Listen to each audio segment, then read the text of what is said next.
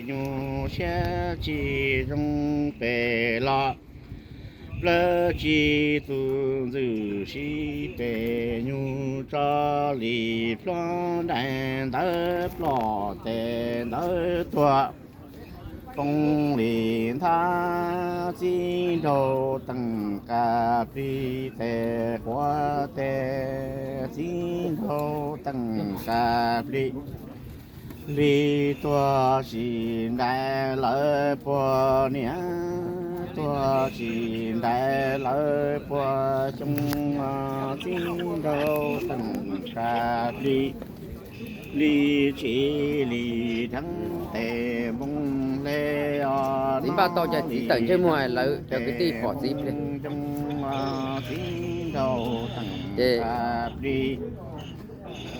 lý do mùng hoa mò xì chia đôi chi lần tu lần chi Phải đùa thôi. Con thổ thổ đi à. Mình là ta cho, đúng rồi, của thiên cho. Xin đâu tầng cà phê lô cổ qua lần thì chẳng về dân xa cả lẽ châu chi mùa chớ cả lẽ châu chi tô lần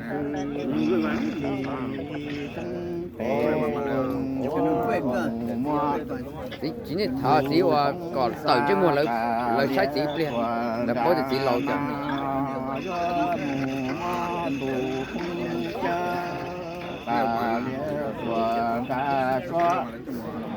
Qua mùa mò tù bông xa thì lò bông mà qua mùa mò tù bông xa lò chỉ trong qua và bông xa mùa cho ca gió mùa mò tù bông chơi lò chỉ trong Bái có chỉ thôi kì. Last time for you guys to see it. Lần cứ lần thì Chỉ bỏ cái chỉ tờ đó này. Có giá có chỉ tờ lo thế bỏ. Chế có chỉ bỏ thấu này. Trải qua nhung tàn trải gió mùa to xí đô tầng cà thi lỡ tề Mẹ chỉ nó chỉ tờ. không ý để sầu nữa Chỉ bỏ gì à nhé.